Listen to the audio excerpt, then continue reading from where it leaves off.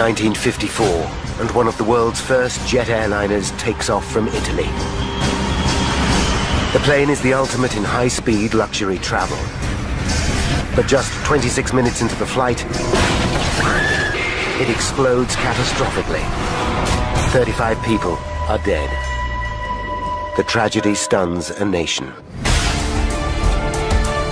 A team of investigators must solve the mystery of why this state-of-the-art aircraft disintegrated on a routine flight. What they discover in the wreckage will cause a turning point in the history of aviation and change passenger travel forever. Disasters don't just happen, they're a chain of critical events. Unravel the clues and count down to those final seconds from disaster.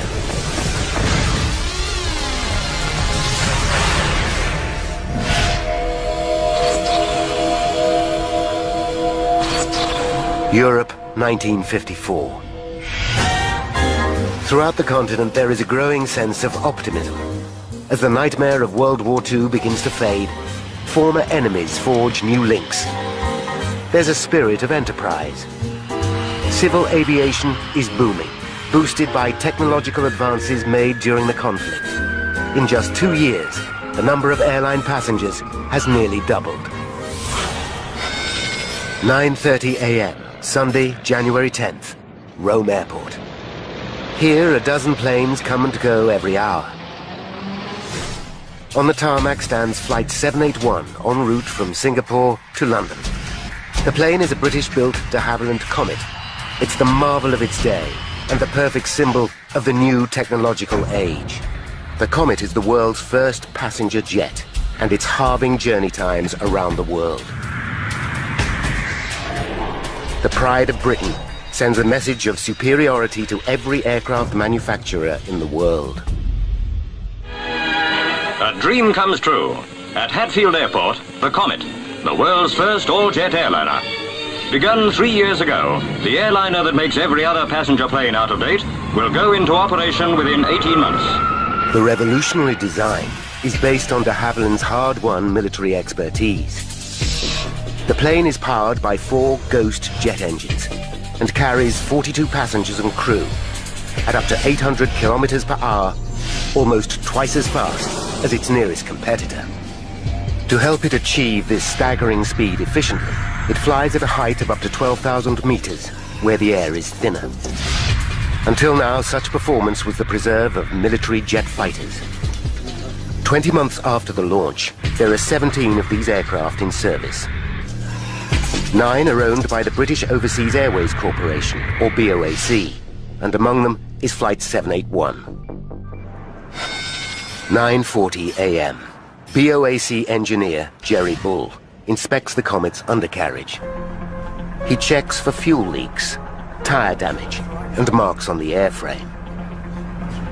He pays attention to the aircraft's high-tech, ultra-lightweight aluminium skin. It's extremely thin and vulnerable to damage. You're looking for this incidental damage. There was none as far as I can recall at that stage. So my own thought at the time was walking, well, we got a clean airplane today. At 10 a.m., Bull completes his final checks. The flight crew join him. The captain is Alan Gibson. At 31, he's one of BOAC's youngest pilots. Captain Gibson was a man of very good ability, not a person who would panic about anything. He was, confident. In Rome Airport Terminal, members of the new jet set enjoy breakfast. Many are children returning to England for a new school term. They're excited about flying on the world's first passenger jet. Also on the flight is renowned BBC reporter Chester Wilmot. He's returning home after covering a tour of Australia by the recently crowned British Queen. Chester is a devoted family man with 3 children. He's especially close to his 10-year-old daughter Jane, who was born deaf. She is devoted to him, unaware that he's one of Britain's best-loved broadcasters. I just adore him. And I knew that he was busy, I knew he was on television, I knew he wrote books. But I don't think I even twigged how famous he was. He was just my dad. 10:05 a.m. and the last pieces of luggage are stored in the hold of Flight 781. The plane will be flying today with 29 passengers and 6 crew members on board. One of the passengers is 23-year-old Bernard Butler. Bernard is an electrical engineer who's been working in Bahrain to save money for his forthcoming wedding. His fiancée is Pat Knight. They've been engaged for 2 years and plan to marry in a fortnight. I've made the bridesmaids' dresses. All the invitations had gone out. And we'd already received wedding presents. Everything was planned. Bernard is returning home with a surprise. He's picked out a dress for Pat to wear at their wedding. At 10:18 a.m., all pre-flight checks are complete. Captain Gibson signs to confirm that everything is in order. Captain Gibson seemed very relaxed, also looking forward to getting home. Flight 781 is just one of 5 BOAC services from Rome to London today. An older generation of slower propeller-driven airliners make up the other flights. At 10:19 a.m., a BOAC Argonaut, also bound for London, thunders down the runway. Captain Johnson is at the controls.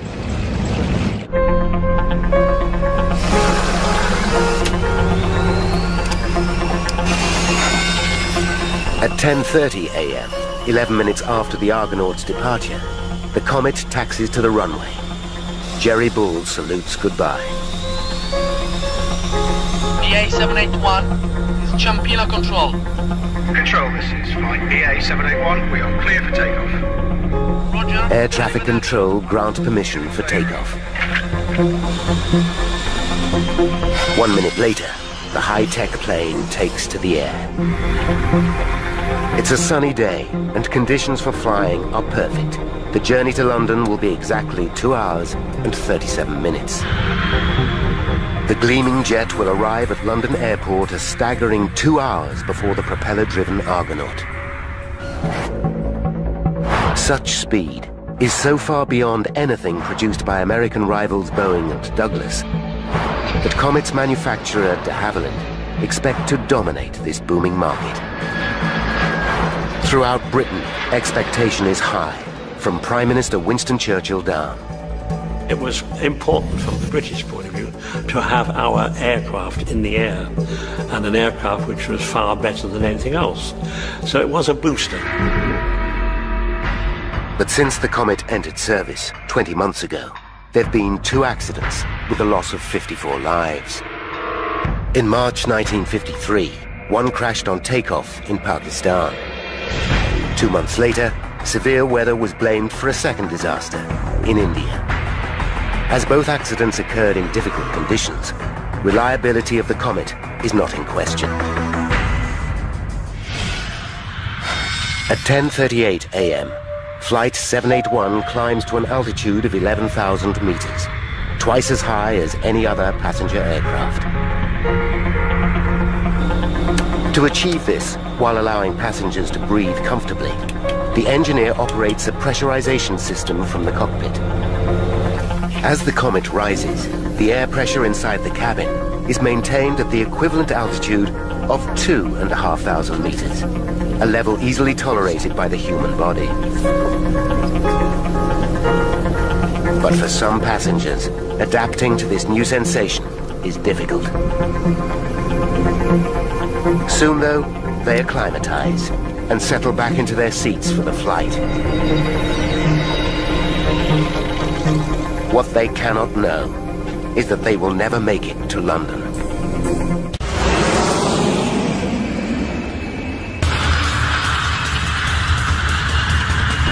(1954), and a state-of-the-art Comet jet airliner has taken off from Rome en route to London. On board are 29 passengers and 6 crew. As Flight 781 climbs, Captain Gibson receives a message from Captain Johnson in the slower Argonaut that took off a few minutes earlier. Good shot, Jig, receiving. Each pilot uses the plane's call sign. Howe Jig for the Argonaut, Yoke Peter for the Comet. In due course, can you pass on height of cloud layer, please? Well, we're currently at 20,000 feet. And I'll let you know when we pass through. Roger, out. At 10:42 a.m., Captain Gibson contacts air traffic control. If you're a beam of the Chief's deck, you're beacon flying at 23,000 feet. The plane will fly northwest over the Italian coastline, high above the Mediterranean Sea.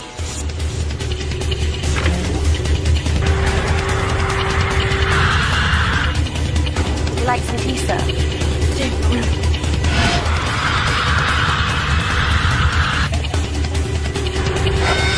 At 10:51 a.m., Captain Gibson again radios the Argonaut. George Howe Jig from George Yoke Peter. George Yoke Peter from George Howe Jig. George Howe Jig, did you get my message?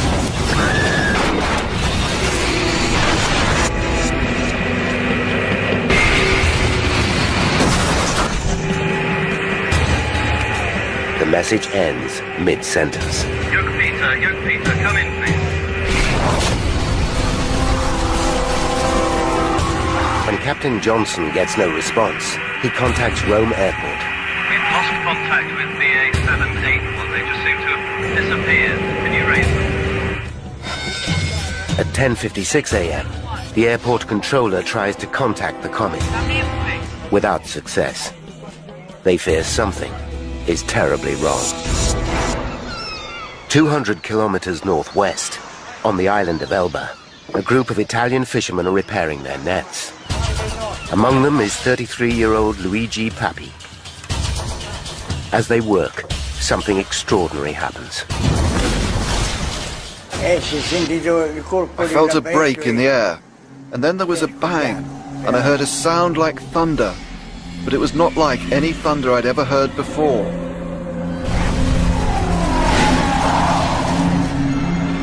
They watch in amazement as flaming wreckage falls from the sky.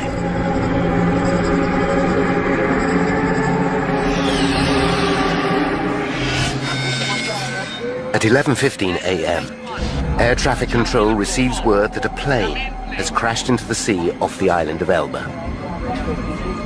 It confirms their worst fears. Jerry Bull hears the news. The senior engineer says, "Got some bad news, Jerry." And I look at him and he said, "The Comet's down." It's an emptiness. I don't know what else to say. You can't really describe it. It's just this numbness you get. And the next reaction, of course, is there something I didn't do? 12 p.m. Greenwich Mean Time. Chester Wilmot's family arrive at Heathrow Airport in West London to welcome the BBC reporter home. The day was sparkling. We arrived at the airport about 10 minutes before the flight. Pat Knight arrives with a friend after a 4-hour journey from Nottingham. She's looking forward to seeing Bernard again. It was 11 months since I'd seen Bernard, and I was very excited that he was coming home and I was going to see him. 1,200 kilometers away, a small flotilla of fishing boats heads off the coast of Elba towards the crash site. At first, we saw nothing. Then we saw a flock of seagulls which were pecking at something. So we headed straight for the seagulls. And that was where the plane had crashed.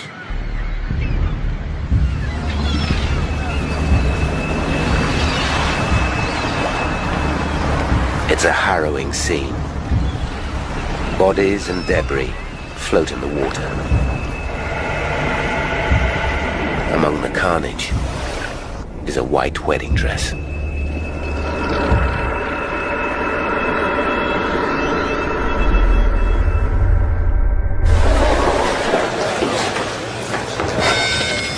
(1:30 p.m.) Flight 781 is now over an hour late. Airport staff mark the plane as delayed. Jane Wilmot keeps a close eye on the arrivals board. Mother wanted to keep me busy.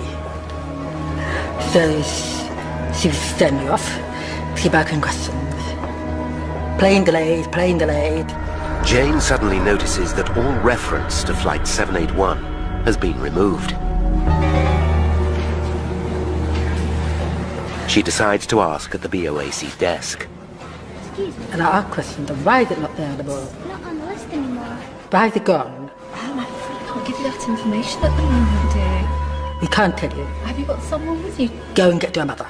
I'll be happy to speak with your mother. Edith Wilmot is taken to a side room. Her children wait outside. They still believe their father's plane is delayed. How this? Oh well. These things happen. Minutes later, Edith returns visibly shocked and close to tears. Darlings, there's been an accident. She tells her children that Chester is dead. Jane will never see her beloved father again. I just couldn't believe it was happening. But I was very upset because I knew he was coming home for my birthday. And I kept on saying to myself, it wasn't his fault. He wasn't the pilot.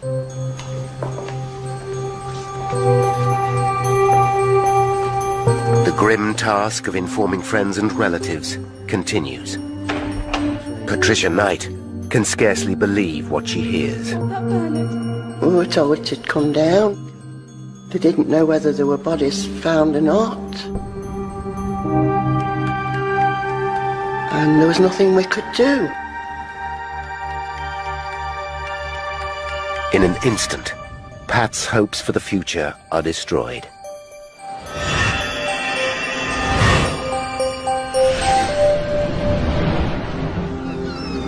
In Italy, the fishermen begin the gruesome task of recovering bodies. It was a big shock. Every time we went near a corpse, we would shout, "Come over here, come over here," because they seemed still alive. Their eyes were open. But when we got near, you could see they were dead. In total, 35 passengers and crew die on board Comet Flight 781. 15 bodies are recovered. There are no survivors.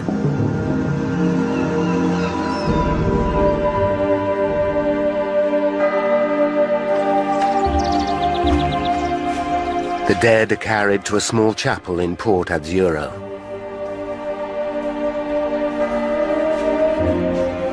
Local people say prayers. Children bring flowers.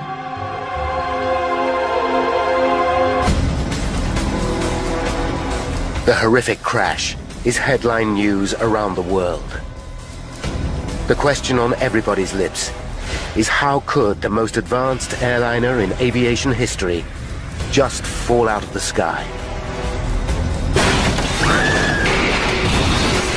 Was it a tragic accident or something more sinister?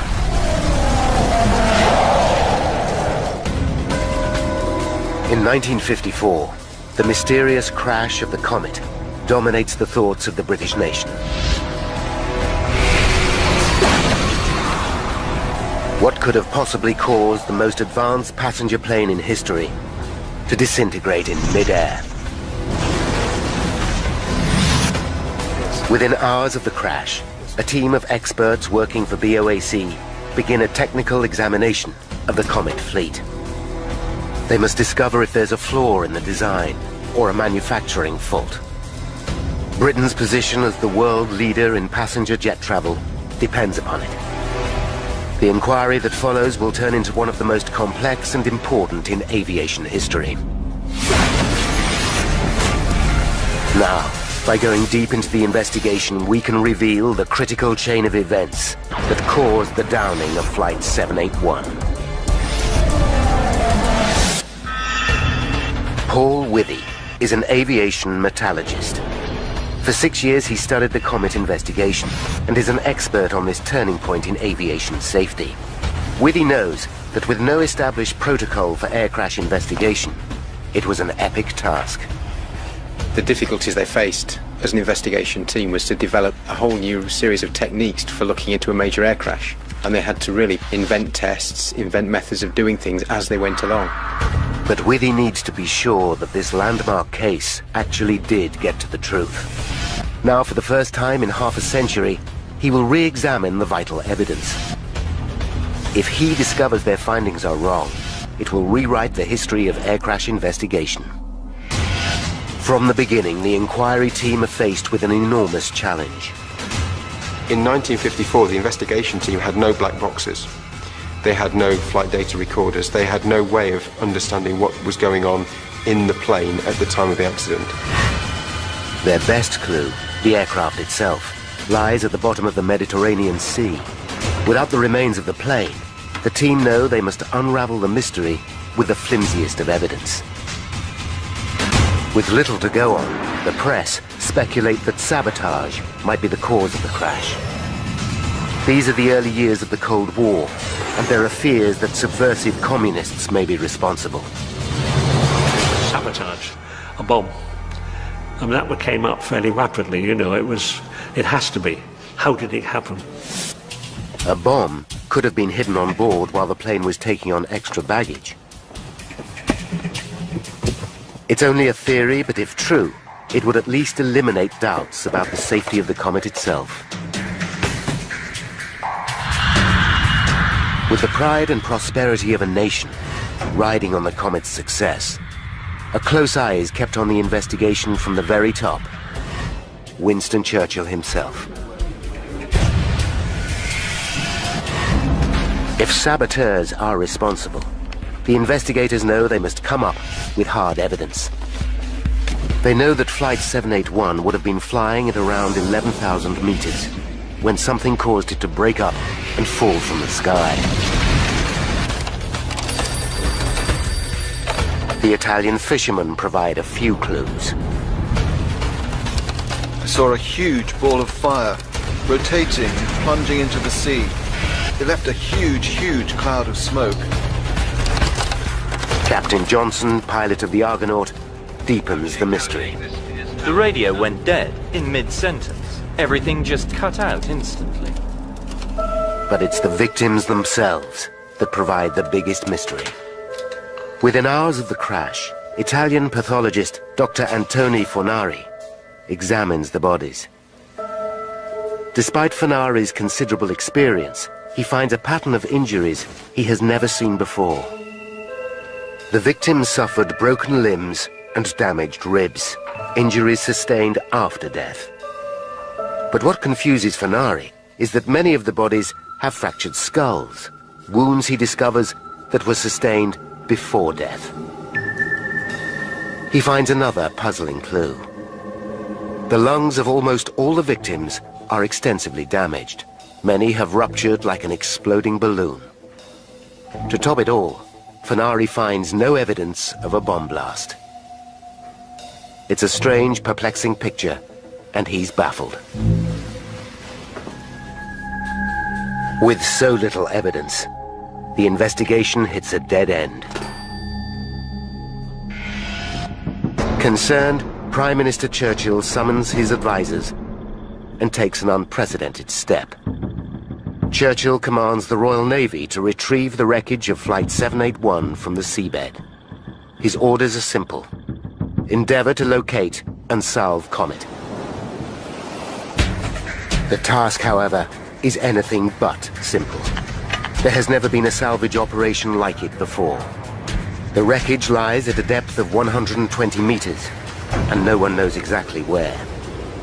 Today, if an aircraft crashed in similar circumstances, the black box recorders would have transponders and would lead the investigators and the recovery teams to the spot where the aircraft was. The Navy didn't have that information. HMS Wrangler, an anti-submarine frigate, searches an area of 260 square kilometers.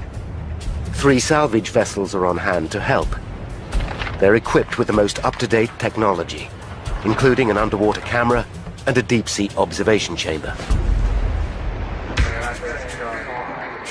But progress is delayed by bad weather. Then, on February 12th, 33 days after the crash, Navy experts identify the first piece of the comet wreckage on the underwater camera. Divers descend to the seafloor.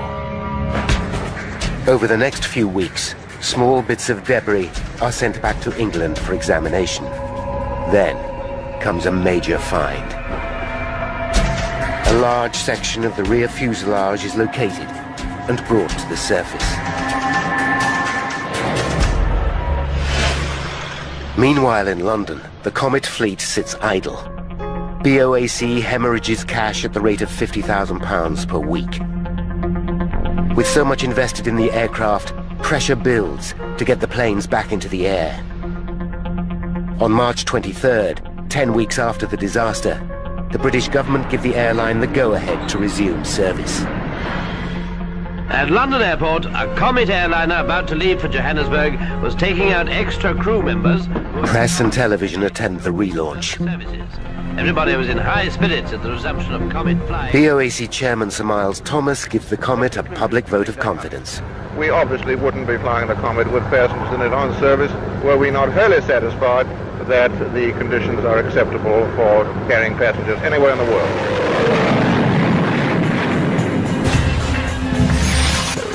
Wreckage from Flight 781 arrives in England piece by piece. Investigators identify and mark every fragment. In a hangar, carpenters build a wooden frame of the Comet aircraft. As the wreckage accumulates, they wire each piece onto this skeleton.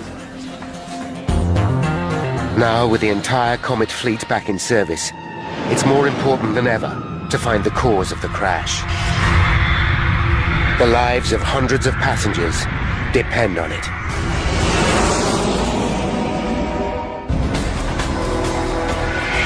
April 1954. While investigators urgently look for clues into the crash of Comet Flight 781, the British government give BOAC the go-ahead to relaunch their Comet fleet. It's a terrible mistake. At 6:32 p.m. on April 8th, 16 days after the resumption of flying, a Comet takes off from Rome bound for Egypt. 14 passengers and 7 crew members are on board. 33 minutes into the flight, the pilot reports that he's on course flying at 11,000 meters. It's his final message.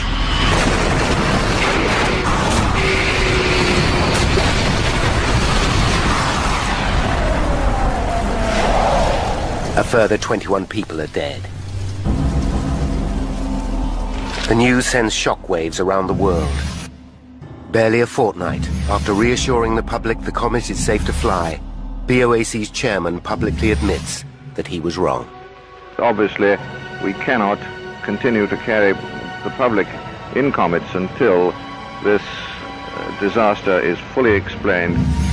Similarities between the two accidents are uncanny. Both planes were refueled and checked at Rome by the same engineers, including Jerry Bull. You just can't accept that an aeroplane like this, again, it's gone down the same way, and you've lost these people again. Both aircraft were flying at an altitude of around 10,000 meters. Both crashed into the sea shortly afterwards. It seems there must be a flaw in the aircraft itself. Again, the British Navy looks for evidence. They recover 5 bodies, along with a few personal effects. Churchill acts decisively. He appoints the Royal Aircraft Establishment, Britain's leading aeronautical research centre, to investigate. Heading the inquiry will be Sir Arnold Hall. Hall has an impressive reputation. He's a Cambridge scholar and one of the outstanding scientists of his generation. Sir Arnold Hall is a brilliant scientist, and he was one of those people who would let the facts speak for themselves and would make judgments based on fact, not on opinion. Churchill instructs Hall. The cost of solving the Comet mystery must be reckoned neither in money nor in manpower. But even for a man as qualified as Hall, it's going to be a tall order. The second plane to crash rests under 1,000 meters of water and is impossible to retrieve. The hope is that if they can establish the cause of Flight 781's crash, it would explain why the second aircraft went down.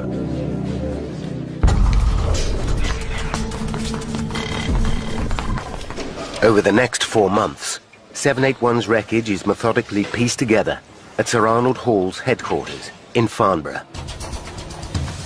It's groundbreaking work. Never before on that scale had an aircraft been reassembled by anyone, and the investigation team had to learn how to do it and develop the techniques and tools to reassemble a very badly damaged aircraft.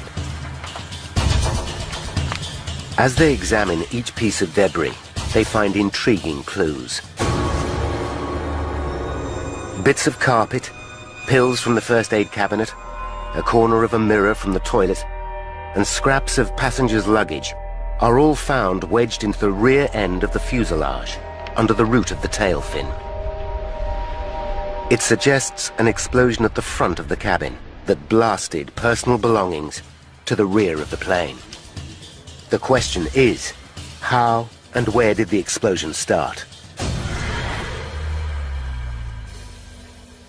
As the wreckage begins to provide some clues, so too do the victims. 4 of the bodies retrieved from the second crash are flown to Britain for post-mortem. The pathologist finds identical injuries to those of Flight 781, fractured skulls and ruptured lungs. Hall has a hunch. Could the entire plane have burst like a balloon? After all, the pressurized cabin designed to keep passengers comfortable would mean that the aluminium skin of the Comet is highly stressed. Any structural failure, and it might simply explode of its own accord. Such a violent decompression, as it's called, has never happened on a passenger plane before, but Hall and his team believe this could explain the terrible injuries. To test the theory, they stage a pioneering experiment. The team build a Perspex model of the fuselage, 1/10 the actual size. The cabin includes 28 miniature seats with 6 dummies. The model is housed inside a pressure chamber.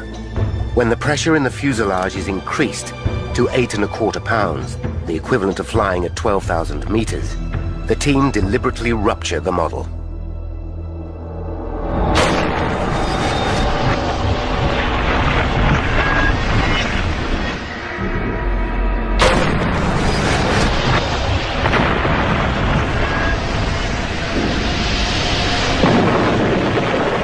A high-speed camera captures the results. The rapidly escaping air causes a tremendous release of energy. Seats tear apart and fly through the air. The dummies catapult vertically and smash their heads on the cabin roof. It's a graphic demonstration of a phenomenon experts like Paul Withy understand only too well. The pressure cabin exploding is the same as a 500-pound bomb going off inside the cabin. The experiment appears to explain how the victims of both flights sustained such horrifying head injuries. Not only that, the sudden change in pressure would cause the air inside the victims to expand rapidly, rupturing their lungs instantly.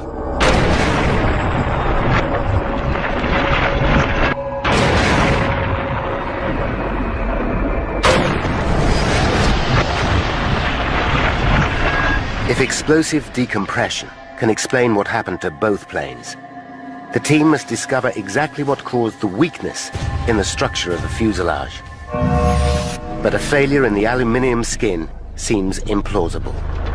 The manufacturer's own tests show the natural life expectancy of the fuselage is over 10,000 flights, many more than the number flown by the 2 crashed planes.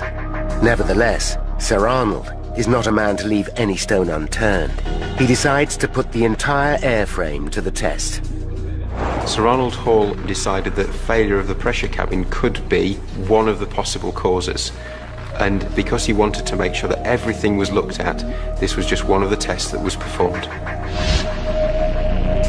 Before testing begins, the team look closely at the Comet design. They discover that to withstand the stress caused by repeated pressurizations, the skin of the aircraft must be immensely strong, but it must also be extremely light. In order to achieve this, de Havilland developed a lightweight aluminium alloy skin, just over 0.5 millimeter thick.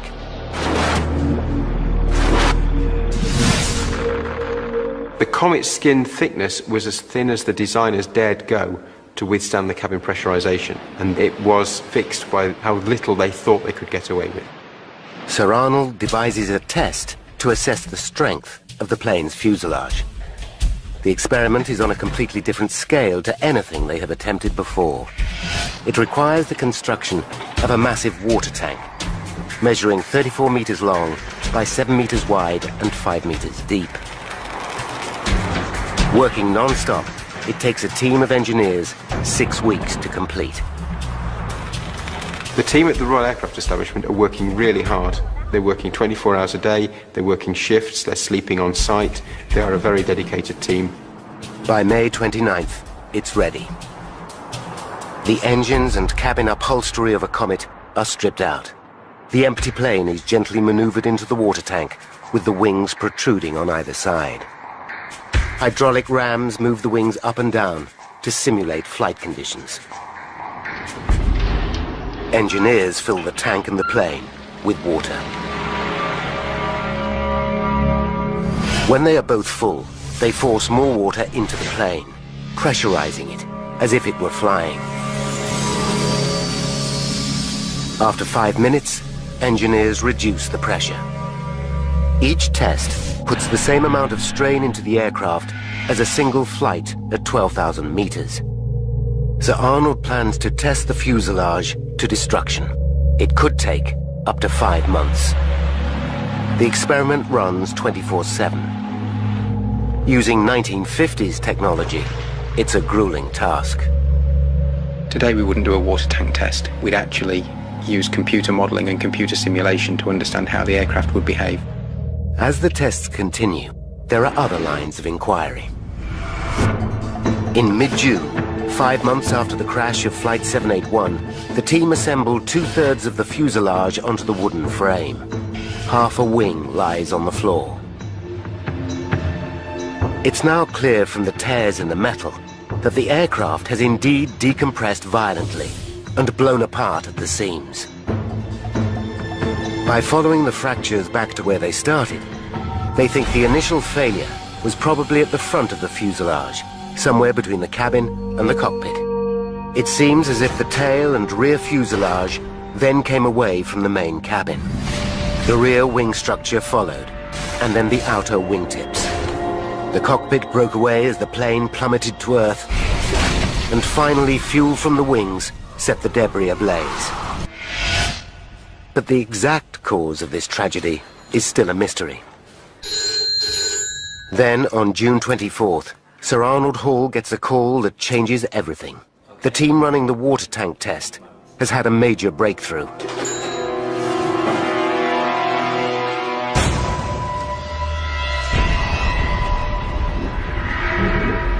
Less than a month after testing began, after the equivalent of just 3,000 flights, the Comet fuselage ruptures. Engineers immediately drain the tank, and Sir Arnold Hall inspects the damage. There is a massive tear in the aircraft's skin, 2 meters long and 1 meter deep. The tear follows the line of the plane's windows and doors. It's a shocking but vital turning point. They have uncovered a major weakness in the structure of the Comet. The entire fleet seems to be fatally flawed. I think everybody was thunderstruck. De Havilland certainly were thunderstruck because they didn't expect a Comet airframe to fail so soon in its life. But what triggered such a dramatic failure? There's one prime suspect, a phenomenon known as metal fatigue. It's something Paul Withy knows well. This is a piece of aluminium sheet similar to that which was used on the Comet skin, but much thinner. One cycle of load isn't going to fail it at all. But if I repeatedly load it, like this... Fatigue is caused when a metal is repeatedly flexed one way and then the other. There you can just see it's about 3 or 4 millimeters across the sheet. After a while, minute cracks start to form. Cracks growing further and further across the sample. The cracks steadily increase in size, and eventually the part fails. But there are two problems with this explanation. Metal fatigue leaves a telltale microscopic pattern on the surface of the metal. Although in the 1950s, the technology for detecting this pattern is in its infancy, none of the parts reclaimed from the sea seem to show any sign of it. Secondly, before the Comet went into service, the manufacturers did extensive fatigue tests to find out how the fuselage would behave under repeated pressurizations. It passed with flying colors. Sir Arnold knows he must come up with hard evidence to prove the theory. He must find a part of Flight 781 that shows signs of the fatigue. The piece of evidence that Sir Arnold needed above all other was that source of fatigue crack growth that he knew was there in the airframe somewhere. A single piece of wreckage is all that's needed to validate the entire investigation. But this crucial evidence still lies at the bottom of the Mediterranean Sea.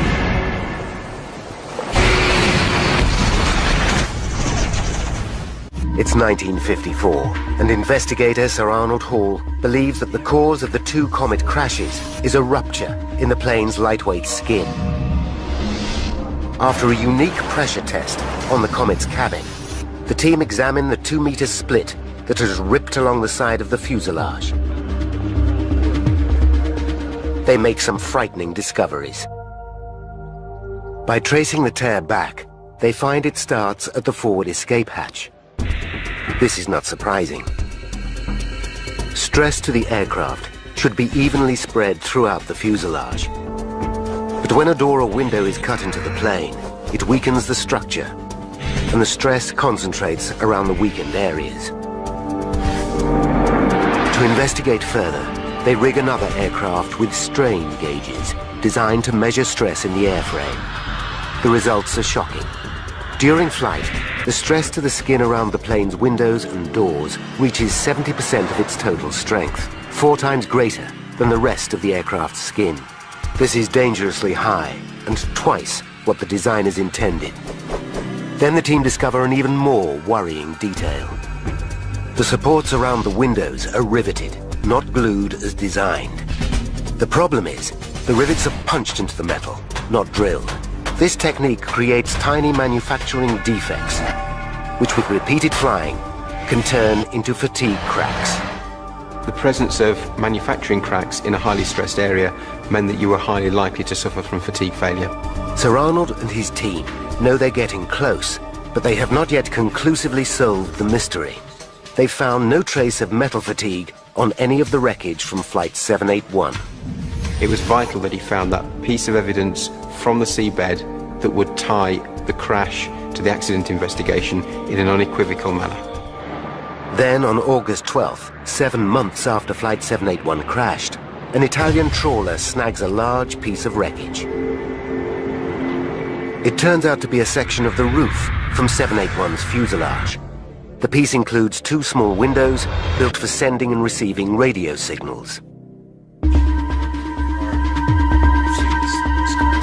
Sir Arnold Hall and his team inspect the wreckage at Farnborough and immediately find what they're looking for.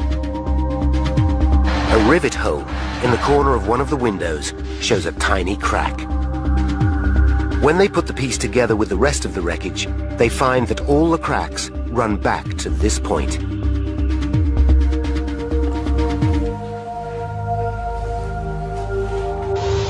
They have their missing clue. The future of the Comet, the world's first passenger jet airliner, hangs upon the outcome of a court of inquiry being held at Church House. On Tuesday, October 19th, after 6 months of grueling work, Sir Arnold Hall presents his findings to a court of inquiry. But one detail fascinates Withy. In 1954, the techniques for analyzing metal fatigue were crude.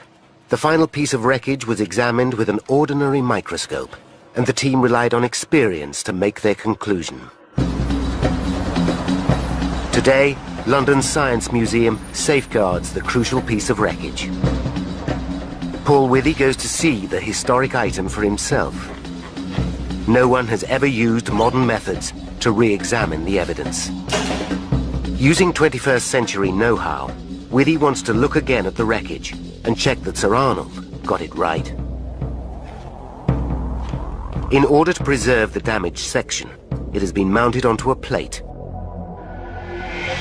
Running from a rivet hole is the crack which, it's believed, started the catastrophe. To examine the damage in more detail, Withy makes an impression of the crucial area using a silicon-based putty.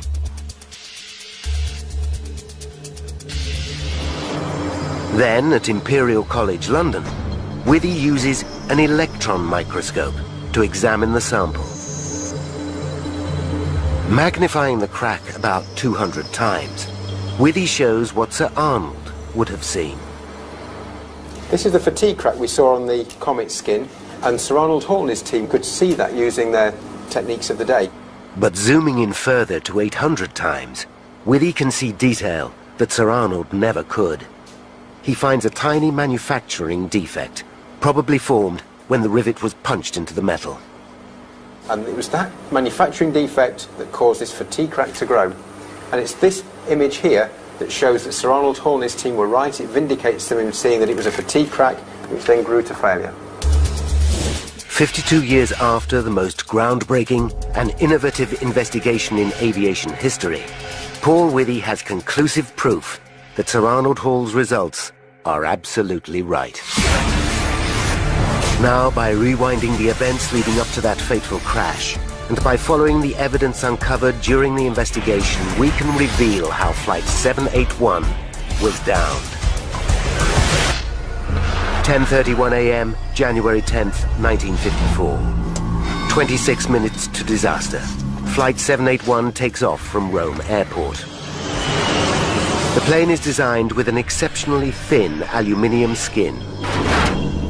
Rivets punched into the aircraft during construction create microscopic manufacturing defects.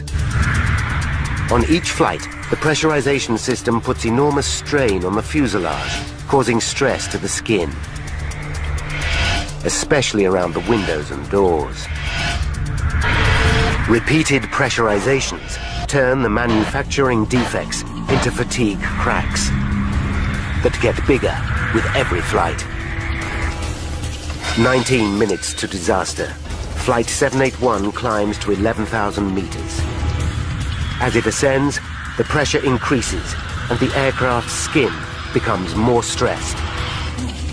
Would you like some tea, At 10:51 a.m., the Comet's pilot, Captain Gibson, sends a radio message. George Howjick from George York Peter. 5 seconds to disaster. A fatigue crack reaches 2 centimeters in length, and the aircraft skin rips apart.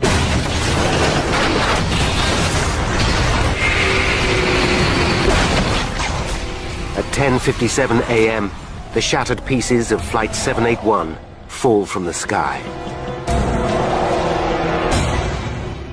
35 people are dead.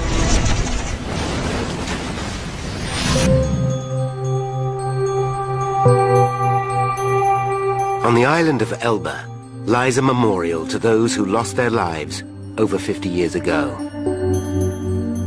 The pain of the tragedy will never be forgotten, but the scientific understanding gained during the investigation is comfort to some. I know it gave my mother a great deal of comfort that the test they did on the following the comet crash, they saved people's lives later. 4 years after the crash, the Comet did fly again, but it never achieved the commercial success it once promised. In the interim, American company Boeing developed their own passenger jet and became the dominant force in the world of aviation. The de Havilland Aircraft Company went into decline and were eventually taken over. Passenger air travel had changed forever.